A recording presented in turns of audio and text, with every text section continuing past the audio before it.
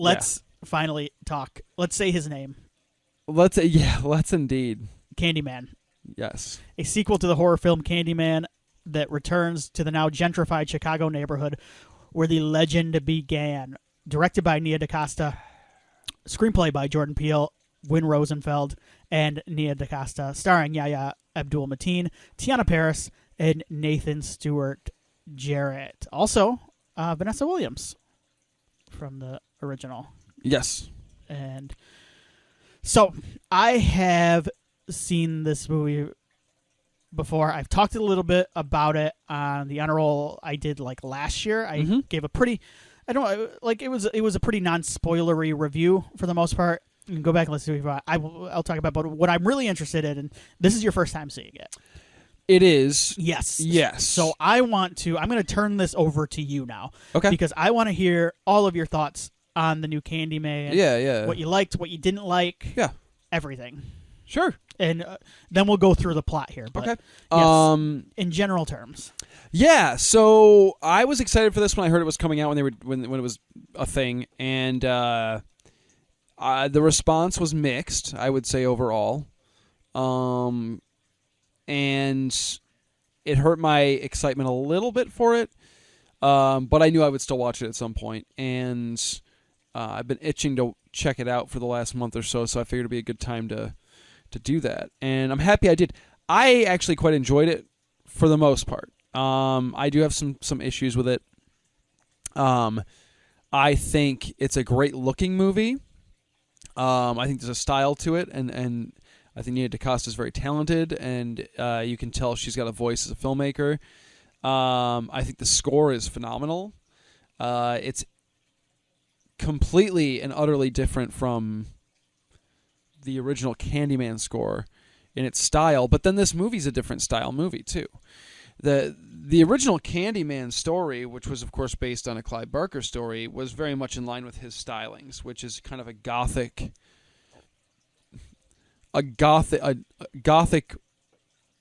bordering on romantic, true horror story. And that score has those underpinnings. There's a lot of the traditional kind of gothic horror elements kind of floating through that score. What's his name? Glass. Philip Glass. Yes, did the score for the original. And it's phenomenal. And the theme is used in this in the end credits, which was cool to hear the theme again. But I love the score of this. Love Yahya. Everything I've seen this guy in, I've enjoyed his work. I thought he was great in Watchmen. I thought he was great in Aquaman. I forgot. Thank you for reminding me. He is. I've liked him in everything I've seen him. I've not seen the new Matrix, but I've heard he's pretty good in that too. So he's very fun in that. Yeah. So I like Yahya a lot, and I think he's really good here. I'm going to see that new Michael Bay movie too that he said with Gyllenhaal. Ambulance. Yes, yeah, I'm very excited for that. Sure. For sure. I can't blame you there. So I liked him in this as well. I like that he's playing a character who is our protagonist, but he's kind of a dick. Like, he's kind of a self-centered prick most of the time. So he's not completely likable, which I like about that. I like that sometimes I like following a character who's not, like, reprehensible, but who's not squeaky clean. And I think Virginia Madsen's character in the original was also, there were elements to her character where she felt she wasn't always doing the right thing or the good thing. You know what I mean? There's a similarity there between the two characters. There's a similarity in that they are kind of, I see what you're saying, where they're both, there's a self-interest aspect to both of why they're doing what they're doing. Exactly. That supersedes anything that's actually going on with the people they're using to further their work. In her case, I think she was more journalistically inclined, and then he's an artist. I was not nuts at first about, from a plot perspective, how we were handling the Candyman legend itself. I was concerned. I went, oh, okay, this is no good because, and we'll dig into the plot, but I went, oh no, I can tell this started as a remake, and then at some point somebody goes, no, it should be this legasequel thing, and I really thought that was the case, and it might be the case still, that this started off as a remake with its own original ideas about what Candyman was, and then at some point somebody said, no, we should tie it to the original. I think that is the case, but I will say they're able to patch that up for me by the end of the movie to where it feels cohesive still. And even though that might still be the case, what happened behind the scenes, it feels acceptable to me because of what they do by furthering this idea of the hive. And I think that's awesome, and I like the lore of that. Right. I think it's very cool. It actually winds up benefiting the movie, I think, as a whole. I think the kill scenes rule. I love that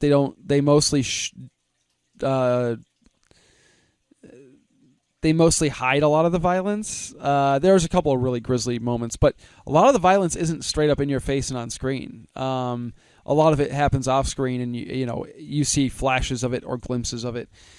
I'm thinking in particular the scene with the in the bathroom, which I think works really well.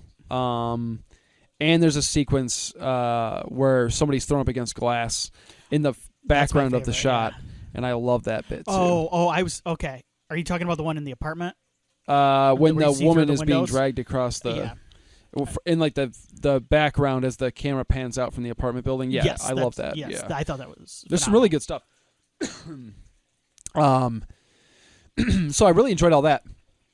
I think it's really funny that all the people that get killed by Candyman in this movie are the white people. It's really funny. Yes. Because we're dumb enough to do this shit. I mean, I'm not, but like, my people are. Yes. And I will own that. Did you ever do anything like this? Did you ever do the Bloody Mary or the Candyman? I didn't never. So yeah, when I would have been like 8 or I would have been young enough, and I remember kids like messing around with the Candyman stuff, and I like would be like, "What the hell are you doing?" Why? Because worst case scenario, it's nothing, or like best case scenario, it's nothing. But worst case scenario, fucking Candyman shows up. Like, you're what gonna are die. you doing? Yeah, like what? Why even bother? What's the point here? I remember vividly having to stop friends of mine. Like knock it off. Stop. Why are you doing that? Oh, me too. Yeah, what idiots. I don't love. We are two white males. So yes. Yes. Who are friends with other white males. Yes. Some of which are dumb enough to try this shit. Going wild, trying to summon the Candyman. Crazy. What I don't love about this movie is like the last 20 minutes. I don't like it. I do not think this movie sticks the landing. There is a twist that is not great and doesn't add anything remotely, in my opinion, to the plot. In fact, it actually kind of detracts, I feel like, from what we've set up in the preceding hour and some odd minutes. And I think it actually, even past that twist, it overstays its welcome a little bit. And it's funny because I didn't know why I felt. I knew why I felt the way I did about the twist itself.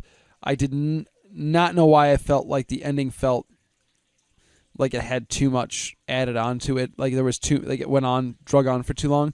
And then I watched it with Nikki, and she called it out, and she goes, "The movie should have ended here." And I went, "Oh shit, it should have ended there." Like that's totally it. So thank you, wife, for this knowledge. But overall, I mean, I really enjoyed it. I thought I dug it, and I was surprised by it, and it was not exactly what I expected, in good ways.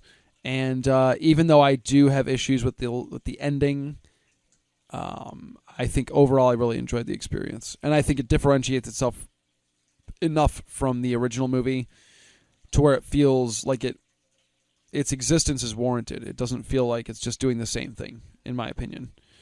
So yeah, I dug it. Cool. Okay. Yeah. I'll just give real quick. I'll give my thoughts. Yeah. And I don't want to belabor the point because we'll get into it in the plot here sure. too.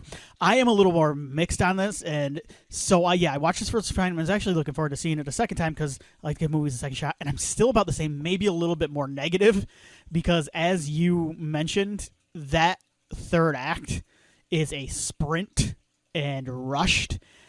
This is a weird movie in that it feels like the pilot. All at once, it feels like the pilot of a Candyman TV show, and then all of a sudden it feels way too rushed at the same time. Like, it's just, I think structurally it's kind of a mess.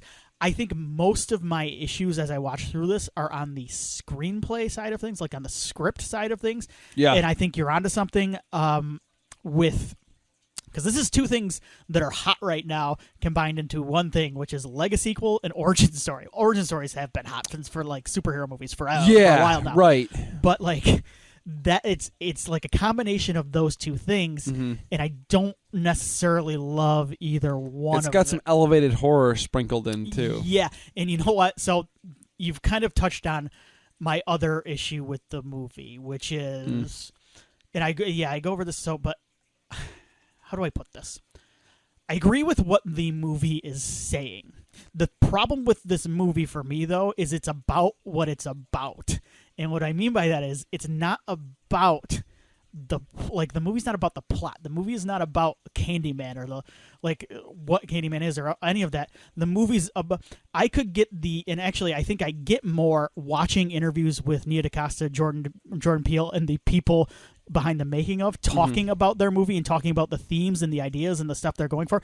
I get more watching interviews with them than I get watching the movie, because all of that stuff, it is very didactic. It's very on the nose at times. Oh yeah, there are like 2 or 3 scenes with people like lecturing about gentrification, the effects of gentrification on a neighborhood. Oh yeah, and I'm like, I need one of those. I don't even know if I need one of those because it's inherent in the story you're telling. No, I get it. It's definitely, it feels like later era Romero in the sense that it's like,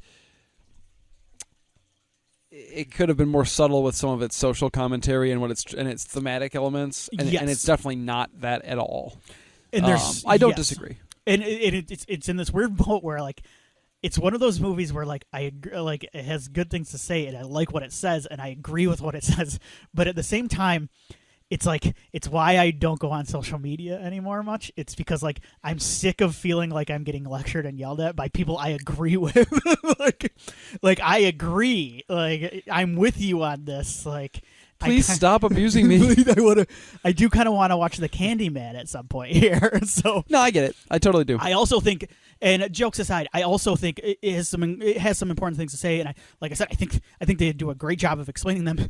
In essentially, I rented the DVD from Redbox, and I hadn't seen the DVD version of it. I rented it VOD when it came out. I think when it was a rental. And they do have some decent, there's about 30 minutes worth of interviews with the filmmakers, and there's some good stuff on there. I completely lost where I was going with this. Well, you were watching some of the special features on the DVD, the one that you rented, and yes. I have completely blanked. That's okay. The Candyman has entered your brain. Let's get into the plot. All right, sure. In 1977, and maybe it will come with me, at the Cabrini Green housing projects in Chicago, the police search for Sherman Fields, a homeless man with a hook for a hand, known for giving candies to local children. He was suspected putting a razor blade in a piece of candy that ended up in the hands of a white girl around Halloween. It's taken from Wikipedia directly, by the way. We'll stop here in a second to go through after each paragraph.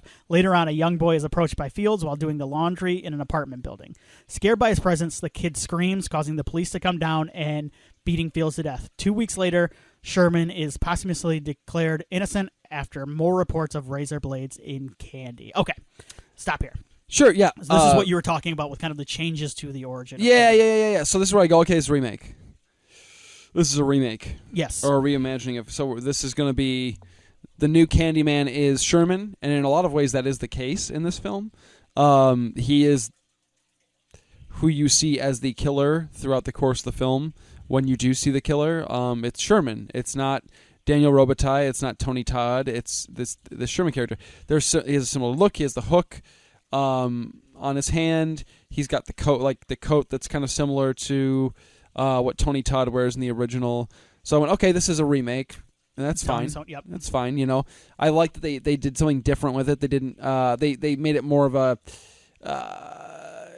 Instead of making the Candyman origin kind of a period piece thing, kind of a romanticized period piece folktale, they made it more of like a modern urban legend. So something that happened in the 70s in the neighborhood. So not that the 70s were yesterday, but made it more contemporary a little bit, and they obviously they, and like we said, kind of beating you over the head with it. They modernized it by making the death of the Candyman based around police brutality and racism, as opposed to that kind of idea of racism back in like the 1800s or whenever. I'm not good with that. So whenever Daniel Robitaille was killed, right? So I was cool with all that, and I'm like, okay, this is a remake, and that's fine. And it works very similar to what Barker's original story, The Forbidden, is kind of dealing with a little bit, in that it works as like kind of like a study of urban legends too. Yes, and I love that. Yeah, I love that stuff. I always thought urban legends were awesome. I like fascinated by them. So that's one of the reasons why I've always liked Candyman.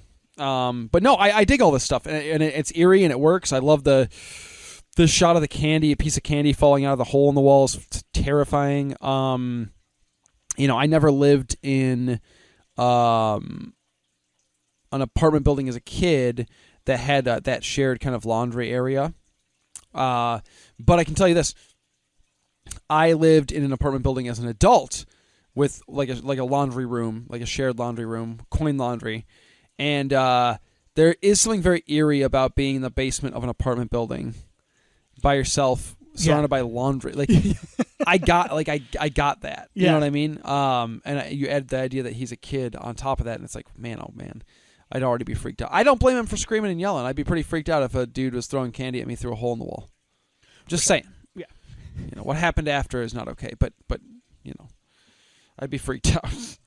So this is a kind of a this origin story is a prime example of where I did remember what I say, but I think it fits better into what I was going to talk about later. So anyway, so I've not completely lost my mind yet, but you're getting there. Well, it's the wings. What's that? It's the wings. It's those. Yeah, I got a stomach, and I'm like, oh my god. Yeah. But it's like at the same time, I like some of the stuff, like you mentioned, the urban legend stuff, and some of the stuff it talks about, and even as we get into it, but. This movie almost loses me right away because it does the Universal logo backward, which I groaned at, and then it starts playing Candyman by, I believe, Sammy Davis Jr. probably. I believe so. The song Candyman, and I guess it should have played the Christina Aguilera. No, but I just went, oh, come on now. They should have played the Aqua one. I'm like, let's do two like super obvious things right off the bat. But here's what I did like about it, and like you said, it starts off you're thinking it's a remake, but it also, as we get into it, you thought that too. Then yeah. At first I thought, like, what are we doing? I was actually kind of confused because I had read about it before. I'm like, I had heard it was more of a and it was more of a legasequel, and I knew Vanessa Williams was in it. Yeah, whose character playing the same character, and I'm like, what's going on? What here? Are we doing? And I had heard rumors of Tony Todd.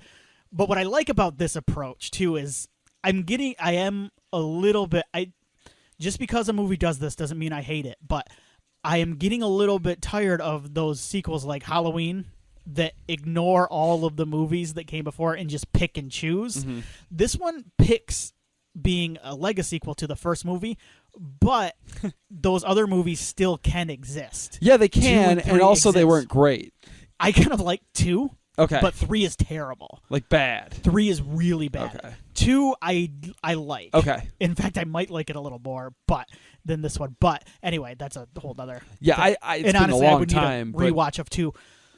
I remember 3 being particularly bad. But so I dig that about this, and it's kind of like a Rocky Balboa thing where like Rocky Balboa is making a sequel to kind of like the first few movies, really. Yeah. But the first like 2 or 3, mainly 1 and 2, I think. But those other movies still exist in its timeline. And like even 5, like the one everybody hates, Rocky 5. Everybody hates Rocky 5. But even that exists in the Rocky Balboa universe. Like it's just you don't have to pay attention to it. Exactly. Yeah. And so that's what I like about this. It doesn't for the fans of those things, because there are fans of Candyman 2 and 3, right? Yeah. They don't have to feel like they're being shunned for enjoying those movies, and they shouldn't feel that way. Right.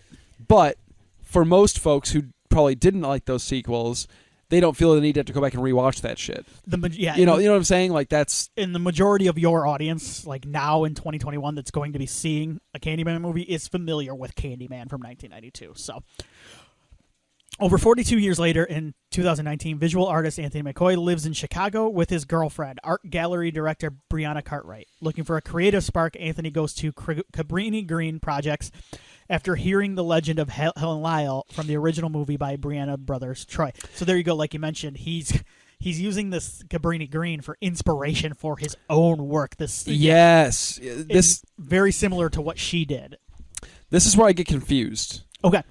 This is where I got confused, I should say, because I go, okay, now we're bringing up Helen Lyle, but we're saying that she was a crazy person who tried to kill a baby and stuff. Okay. And so I'm going, at this point in my head, I'm going, wait, so am I supposed to think the first one happened, or the first one was bullshit? And she, like what are we doing? I was formulating my opinions on the movie, as it was moving along, because I was starting to get kind of pissed off about. Yeah, so here's what Troy tells a misconstrued version of the events. This is from Wikipedia, claiming Helen kidnapped a baby and went on a killing spree before immolating himself. See, but that's my thing is that, yes, it is misconstrued as we find out. Right. But at the time, as a viewer, you're going, okay, so that stuff in the first Candyman, we're supposed to pretend that was all BS. Right, and I think with the movie, and it's not real clear, but I think it's almost going for a kind of like a telephone version of events, for sure. how these things get passed. That's totally what they're doing. But at the time, I went, oh no, now we're gonna we're gonna remake this, but then we're also gonna be like, that original doesn't count. So I was kind of mad about that. But I will say, I enjoy as much as I enjoy the kind of poking fun at the artsy fartsy types and the elites and stuff. Yeah. And I love that they make it equal opportunity, and it is not just white people that are the artsy fartsy types. There are people of all races and backgrounds and everything. I like that because it's true, and I like that our lead character is kind of walks between those two different. Mm-hmm. You know what I mean? I like that. But here's what I will say: there's a movie that skewers this. Absolutely skewers this culture way better than this Candyman movie does. And I recognize that is not the prime focus of what we're doing with this Candyman story, but there's a fair amount of that in this movie, of them trying to skewer the artsy elite types. But even then, a lot of it turns into weird kind of thing I don't like in movies, where it turns it onto the critics. It turns it turns a lot of its I know hatred towards critics. It does. It's one of those weird things that happens in movies sometimes, where this screenwriter gets kind of a bug up their ass. Yes, yeah, totally. But Velvet Butterfly? Velvet Buzzsaw. Yes. Velvet Buzzsaw, yes. Does it better. Hobo Man. I dreamed of Velvet Buzzsaw. I'm not joking. The other night, I had a dream about Velvet Buzzsaw. As I was drifting off, I go, "Oh my god, Velvet Buzzsaw!" And I thought of Hobo Man. I kind of love that movie. Me too. I'm just saying. I need to watch it again. Yeah, me too. Anthony meets laundromat owner William Burke, who introduces him to the story of the Candyman and reveals, the young boy from the opening who witnessed Sherman Fields beaten to death by the policeman. Burke implies that if somebody says Candyman 5 times to a mirror, Sherman's spirit will appear and kill the summoner. Okay, real quick, I want to talk about the original movie. Because now that we've we've referenced it and all that, I think, and it's kind of bothered me a little bit lately. I think we've touched on it a little bit. I think there's some misreadings of the original Candyman movie, Virginia Madsen's character in particular, and I understand why. But she is not she's the protagonist, and she's not a bad person. No. But she's also out for her own gain, yes. And she's very naive, and it's not I've read her in places referred to as a white savior, and she's not the savior.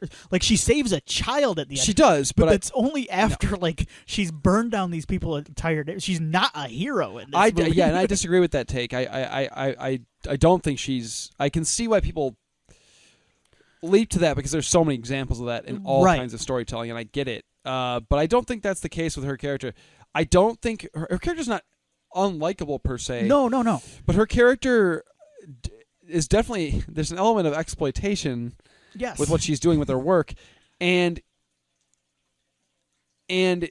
she gets in too deep and doesn't think about the repercussions of the people who are actually going to have to continue to live there when she can go back home to her nice studio. She's using this for her research paper, or her, yes, like her, which inherently I guess is fine, but like she digs so deep into it and she uproots and screws with people's lives, and then she gets to go back to her nice, like I said, her nice apartment, and while they're stuck in Cabrini Green, yes, picking up the pieces that she left behind. She's not doing anybody any favors in that movie. Right. Basically, her saving the baby at the end of the movie is like fixing her own mess as much as she can at that point. Right. Like she's not helping anybody beyond like trying to maybe not be a terrible person. I agree with your take on and that. I think the movie is very cognizant of it, like throughout the entire movie. It's in on it. It just doesn't beat you over the head with it. So anyway, agreed. I wanted to touch on Helen real quick because this is where the movie kind of critiques her in some ways. Sure. And like you said, I didn't know until later, but inspired by what Burke has told him, Anthony makes an elaborate piece based real quick, on... I want to say I do like the Burke character at this point in the story. Right. I think it's important that we have that character who can kind of clue our lead / the audience in on the lore and the mythology behind what he's going to be experiencing later on. Cool with it. Like Coleman Domingo. I think he's a really good actor. Fan of him. Fan of the character. I like the character and not well enough. Anyway, moving on. For sure. Anthony makes an elaborate art piece based on the Candyman legend titled Say My Name to display at Brianna's and her co-worker Clive Privler's. Okay, here's when my rant's coming in just a second. Art exhibit. However, the piece is mostly ignored by the public and is disparaged by art critic Finley Stevens, an enraging Anthony who drunkenly storms off from the exhibit. I love Yaya's performance. The performances really carry this movie a lot of the time for me because I think he's terrific. And like you said, I think he knows exactly what kind of movie he's into. Oh, absolutely. Later that night, Clive and his girlfriend, Jerica, sorry, Jerica. That is such a funny name. Such a good name. Are brutally murdered by the Candyman, who is summoned by the latter. All the while, Anthony starts compulsively painting gruesome portraits of unknown people. All right, so we're gonna talk about the scene because I think it's clever. I think it's fun in a way that's kind of satirical, and that it's white art dealers kind of getting off, like they have sex in front of this painting of black trauma, black pain. I know. It's kind of amazing. It's pretty sweet. It's one of my favorite parts. But I have a huge issue with naming that particular character, the art exhibit guy, the douchey art guy, Clive. Why is he Clive? Also, they make the guy who works at the laundromat. Make Coleman Domingo's character named Clive. Don't they have someone in the laundromat reading Weaver later who's kind of like a douche too, or like someone at some point? Anyway, I'm okay with him being a bad guy. This guy should not be Clive. This should not be Clive because this movie loves to comment on the original movie. And here's the thing: I'm sure Clive has a sense of humor. I've many an interview with Clive. I like Clive. He's a funny guy. He's a charming chap. So I will stick up for Clive here. Clive Barker is a homosexual British man. Yeah. So like he came to this country as well. He did movies here, but like he comes as kind of from an outsider perspective as well to this. So his original story too, The Forbidden, has absolutely nothing to do with race. Yeah. It is all centered around talking about urban legends, and if anything, if we're getting political, it's about class in Britain. Like it takes place in London. So so anything that was added in race, and there is racial stuff in that critiquing is added by Bernard Rose, who did the screenplay for Candyman. Which is excellent. And also a British man, also an outsider critiquing the American system. And he has some salient points in that. My problem with naming Clive is, and it's kind of a microcosm of my problems with the whole movie, is it just feels like something cute they threw in as like, oh, let's name him Clive as a callback to Clive Barker. But 100%. Not thinking like you're making this guy who is like they go on to show kind of getting off and getting horny with his girlfriend to these paintings of black pain and suffering, naming him the creator of the original work and essentially tying him to this idea. Weird. It's shitty. Yeah. It's super shitty, especially for Clive Barker, who his original work had absolutely nothing to do with this. So anyway, Feels a little gross, right? There's my rant. So do you have anything else to say about that? Sorry. No, I know you're a big fan of Yaya trying to show off his cool mirrors. You will spit your drink out. It is such a. I'm sorry, but it works with it's most of really my. funny. It works with most of my opinion on modern art, which is like, whatever, dude. Yeah, I don't care. Like, Okay. it's a mirror. I get what you're going for. Yeah. You've explained it to me, Thank which you. I don't think artists are supposed to do. They even call him out on that. Like, why is he talking to the critic about the piece? It rules. Yeah. Anthony, all right, Anthony becomes more obsessed with the Candyman. Yeah. Who wouldn't? Much to Brianna's chagrin, who is reminded of her own father, an obsessive artist who committed suicide when she was a child. Yeah, okay. Yep. Stop. Here is a nitpick. It's not even a nitpick. It's an issue. This doesn't go much of anywhere, the stuff with her dad, other than the fact that she is dealing with another male artist who is coming unhinged. Like, that's it. Yeah.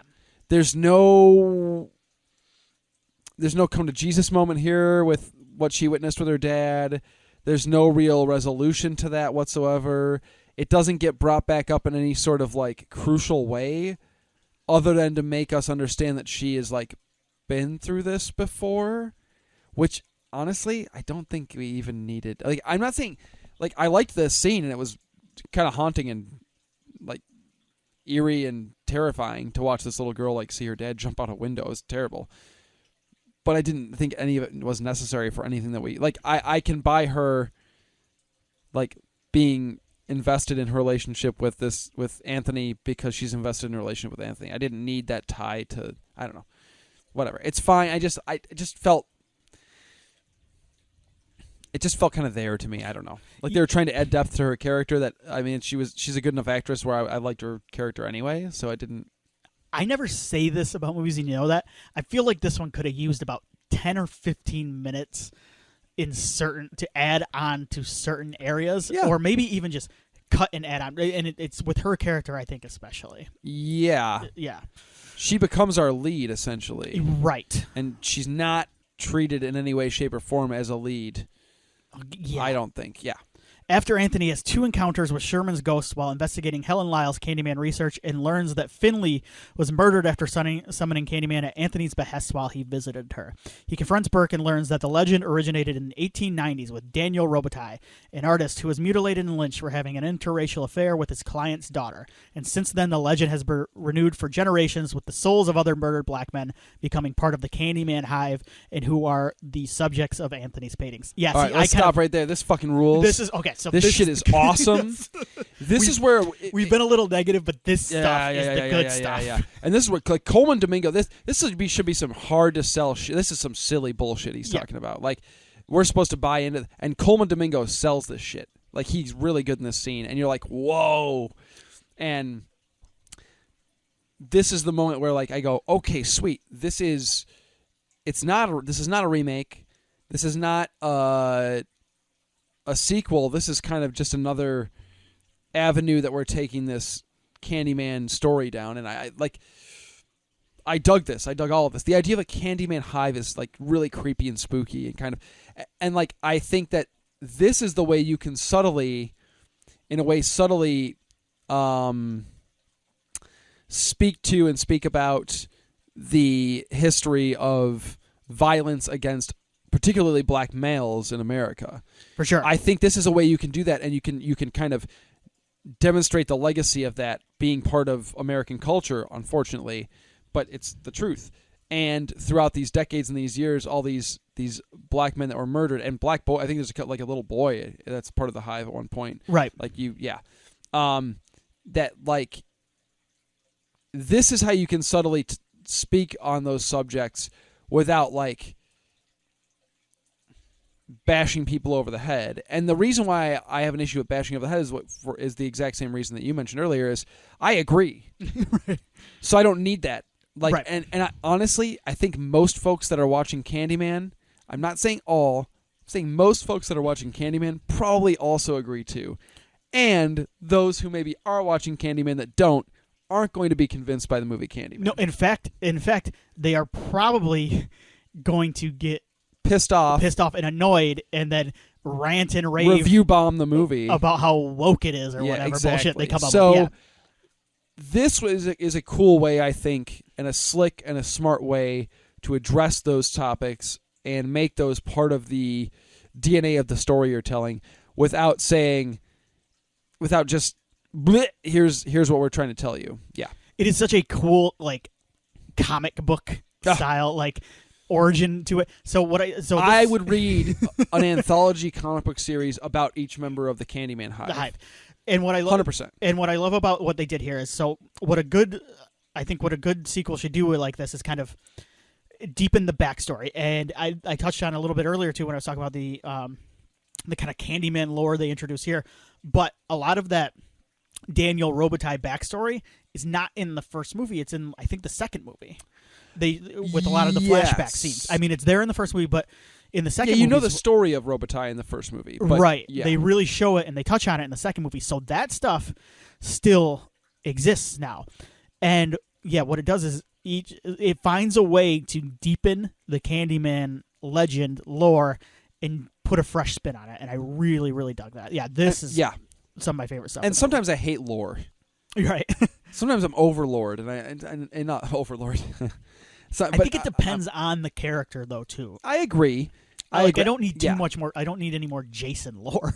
No. But with something supernatural. I mean, I'll take it. But with something supernatural like Candyman. I'm cool with that. And when it's something as cool as this, too. Mm-hmm.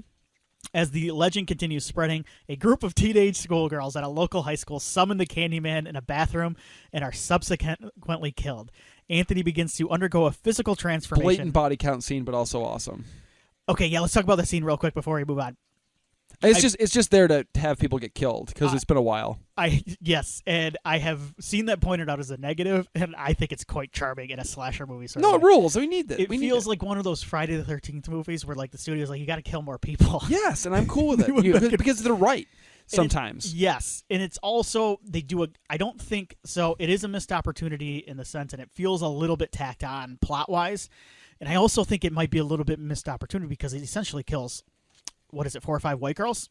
And I believe so. They could have used it as a way to kind of pin it on him as a black man, like, and just make it as like kind of like a convenient way to move that forward for it. So I think they kind of missed an opportunity there. Yeah, but also it does tie into essentially because I think the one non-white girl just busts out of there too. Like they make sure. So yeah. So in the group, there's one girl, an Asian girl, I think, that just goes nope, and she bounces out.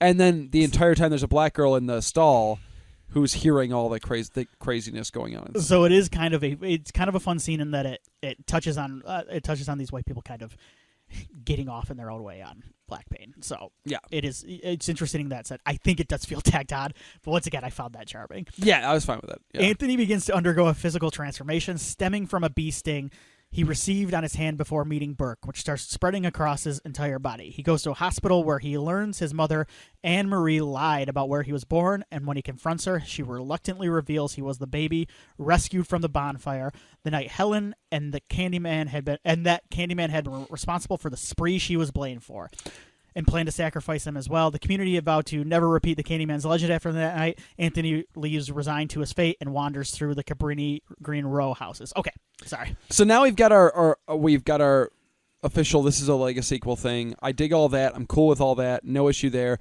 I actually am A-okay with the body horror thing. I think it kind of works. I haven't seen good body horror in a while, and this is pretty sweet. So this is, real quick, this is what I blanked on earlier. And sorry if I caused you to blank here, but you touched on the body horror. And Nia Dacosta in interviews talked about how she was inspired by Cronenberg. Oh, you could tell. You could see that, especially The Fly. This feels like The Fly and the Cronenberg Fly.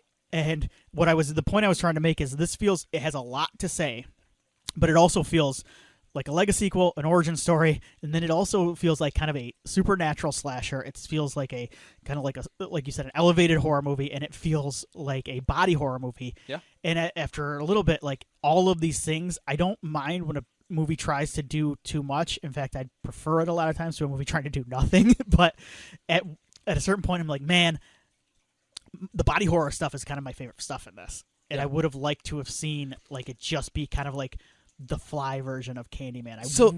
Yeah. So this is like we're gonna do some analogizing here, right? Yeah. It's like a stew with a lot of different horror ingredients thrown in, right? And you're eating the stew, and you like the stew. The stew's not bad. It's a fine stew, but you like a specific ingredient in that stew, Right. and you want more of that ingredient, right? Like you want more of the I don't know. You want potatoes in this stew, Right. Yeah, I get it. I totally get it. Yeah, because we've all been there with the stew. Sorry, what were you saying? Though I cut you off. No, I like the body horror stuff. Is what I was saying. I think it's cool. I think it works. It reminded me of Cronenberg. So I can see that. I can see that influence, like the fly thing right there. I'm fine with the fact that I don't really understand why it's happening to him. I don't need that. I don't want that. That's the kind of lore I don't want. That's over-explaining. I don't want to know. We understand. He's cursed in some way. He has ties to Daniel Robitaille as a baby.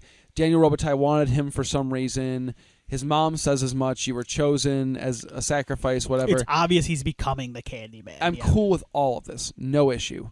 The mirror scene where he's in the mirror and Candyman is mimicking his movements. Liked all that. Like all that transformation stuff works. Now we're getting into issues, though. We're about to enter. I think things are going. So I'm with you. We've touched on some of our issues, but even those issues, I think they're are just very minor at this point. They're minor, and I think some of it is kind of our own personal way with things. But now nothing we're getting at this point in the movie has made me go, I've gone.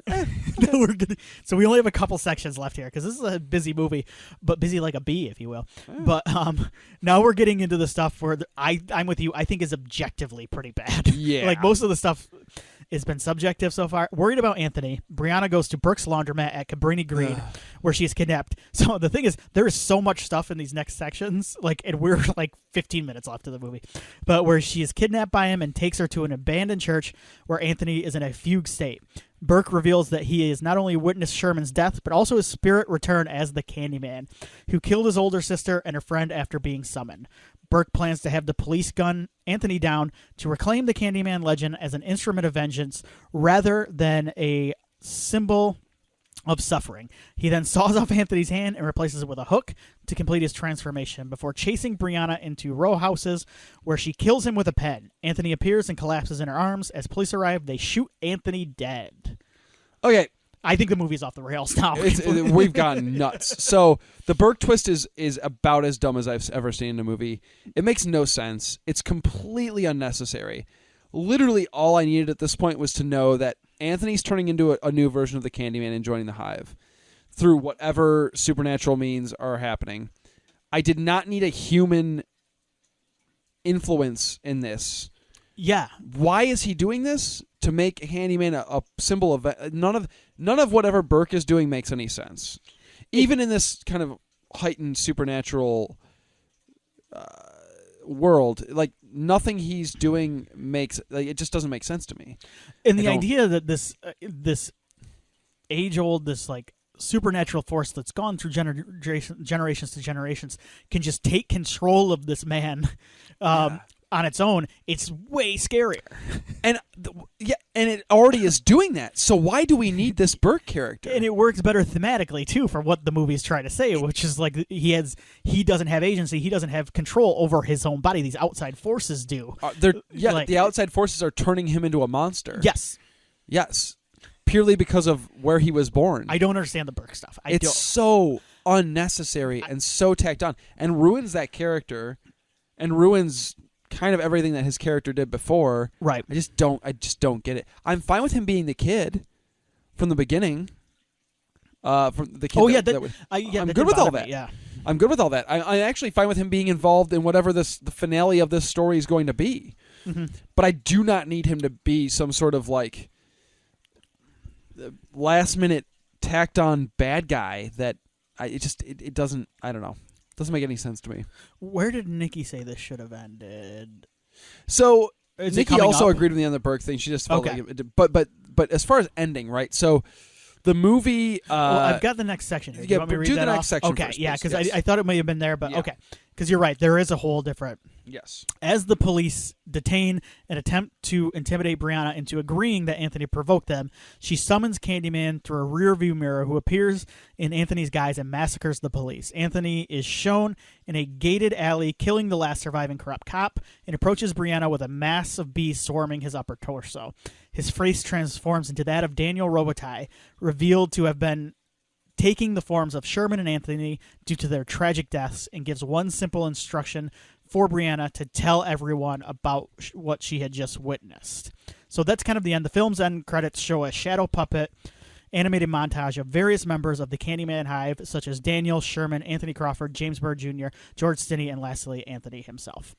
Yeah, so all Candyman, the final idea of the Candyman is that all Candymen are the spirit of Daniel Robitaille. He's just essentially absorbing these lost, tortured souls into his evil being, right? Like, into, not evil, but into his, like, his ghostly, like, they're all part of Daniel Robitaille and part of the Candyman now, right? That's kind of the idea. Yeah. It's not like a gang of Candymen that, like, get together and say, like, who's going to go kill this person. It's they're part of a collective that's become a permeating evil in Cabrini Green. Love that. Think it's great. Nikki's thing was, she says the name in the rearview mirror. I liked that. I knew where we were going, but I liked it. Not sure why. Okay. Here's why they had Burke make sure to mention that he wanted Candyman to be a symbol of vengeance instead of instead of terror or whatever. They wanted a reason for why Anthony would show up and kill a bunch of the cops instead of killing the person who said Candyman in the mirror. Because traditionally we've been told, and I think they've pretty much stuck to those rules throughout the movies, that, like, the person who says Candyman in the mirror is the one who dies. Right. Like, if you're not fucking around with Candyman in the mirror, you're going to be all right. Right? So if we're going by traditional Candyman logic, she should be the one that's the next on his list, right? But because they have Burke set up the idea that now Candyman's going to be a symbol of vengeance, how he is or why that has changed because of anything that Burke has done, I cannot tell you, and I don't care to understand.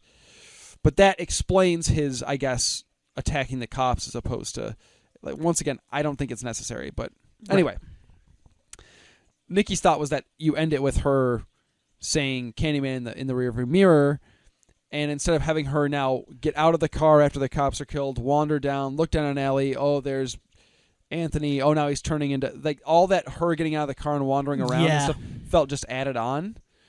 And honestly, I think she's right, and I think it was added on so they could put Tony Todd in the movie. Probably. I think Tony Todd was a late thing. Mm-hmm. And part of that's because he congratulated, like, the cast and crew when they were, like, filming and made it seem like he wasn't involved. And then, like, a week later, they're like, oh, no. It was weird because I don't, like, he felt like a last minute in the promotion of it, too. It was. I don't think he was originally part of this. Very strange, yeah. But her thought was, you have her say it in the mirror, Candyman comes out and kills the cops, and the finale ends with her in the car still, as opposed to, like, wandering around and meandering about. I agree. I mean, I just don't think it's necessary. That all that extra. You got the sequence of him killing the cops, and then, like, now she's going to get out of the car and wander around handcuffed and find, oh, what's down the alley? And I don't disagree. I don't remember if she said. I think Nikki said that you have it end with her saying it the fifth time or whatever, how many times in the mirror, and then you end the movie there, right. As opposed to and like let the audience kind of take it from there. Yeah, I like that. So, all right, there we go. That's Candyman. What? Let's do a couple real quick superlatives. Yeah. Class clown. Who's your class clown? Who's the? It's who's the lead? Tiana Paris.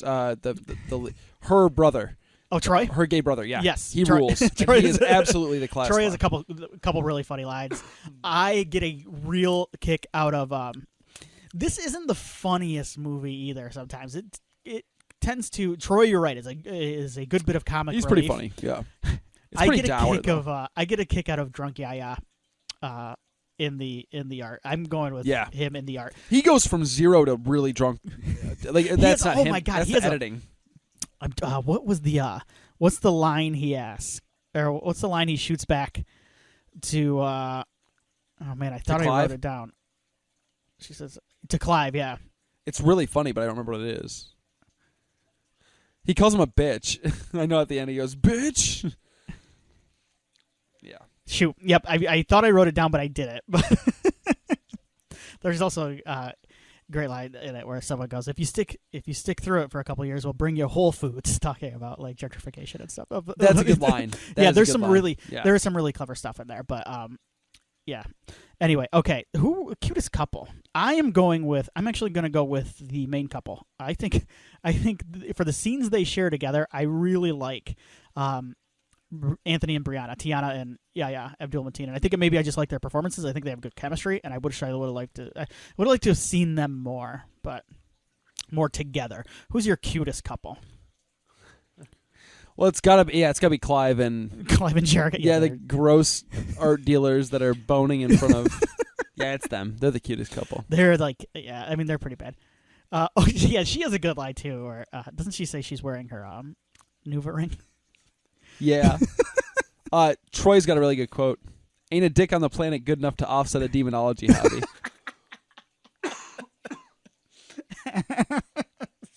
You know what? I take it back. There are some really funny lines in this movie. There are. Well, Jordan Peele is a very funny guy, so and I know he wrote the screenplay. And I should mention too, Nia Dacosta. I don't think I talked about her visually. Like we mentioned some of the kills. I think all the kills are pretty cool, and you talked about one of them. She does. I dunked on the mirror universal thing at first, but she does some fun stuff with kind of like reflective shots. Yeah. And the way she shoots it, I think, is really cool too, because she's shooting a lot of it from kind of like the ground up, kind of looking at these things. She does cool stuff off angles. Yeah, with the camera. She's very good. She's doing a Marvel movie, correct? The second Captain Marvel. Okay. I think it's called The Marvels. Okay. So I knew that's what she is. Which has Tiana Paris in it. Right. Because she plays. And I like Tiana Paris. Yeah, me too. All right. Most likely to succeed. We'll do this one, then we'll get out of here. Oh my. Most likely to succeed. This would have to be like the spirit of the Candyman or whatever, right? And the Hive. Candyman hype is, unfortunately. They're doing all right. Yeah. Sadly, they're going to keep growing. Yeah. Yeah. They do have an interview with Tony Todd in one of these where he like gets emotional talking about like he wishes, he loves the character, he loves what he's done, but he's like, I wish these movies didn't have to exist. That they weren't relevant? Yeah. So, and he gets kind of emotional. It's kind of an amazing part. Check out the special features if you can find the Blu-ray or you have the Blu-ray. I should have watched. I didn't have a chance to watch them. I only had it for a day or two. I wish there was like a commentary too, because that would have been interesting to listen to. Although they talk a lot about shit, the movie talks a lot about. Yeah, I get it. But there are other things I would like to hear about. So, cool. That's Candyman. Any final thoughts? No, I think it's worth a look for sure. Yeah. I just say go into it knowing that I think you're gonna have you'll probably have some issues. It's not a perfect film, but I enjoyed it overall.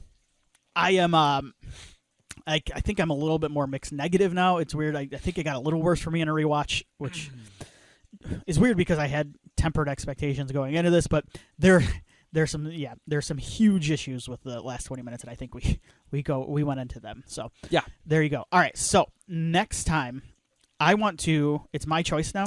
Yeah, you want to do J-horror. I want to do, and I want to do like a classic J-horror, and I was going between these, and I want to do. Oh my! And it's on Tubi, and I want to make Excellent. sure people. Perfect. I want to make sure though people don't watch the Jennifer Connelly one. I want to watch the Hideo Nakata 2002 Dark Water. Dark Water. I have never seen this. I've seen the Jennifer Connelly version. I think it's not great, right? No, it's not great. In fact, it's quite dull, I believe. I really have wanted to, and I've been reading a book on J-horror kind of throughout. I really want to see this. This is Dark Water, and make sure you watch the Japanese version and not the Jennifer Connelly version. It's on Tubi right now. I believe it's also on Amazon. You can rent it if you want, because I know Tubi has ads. I think you're gonna get me on a weird J-horror kick, aren't you? Yeah, Screambox has it, Fandor, Prime Video, so you can check it out. But I'm gonna be watching it on Tubi probably because it is free on there. So I've wanted to see this one for a while. So Dark Water is my choice for next time. on horror. Very movie, excited. If Thank you're you. good with that. All right, Willie. Anything else before we That's get out it, of here? man. All right. Thank you for listening, everybody. Stay safe out there.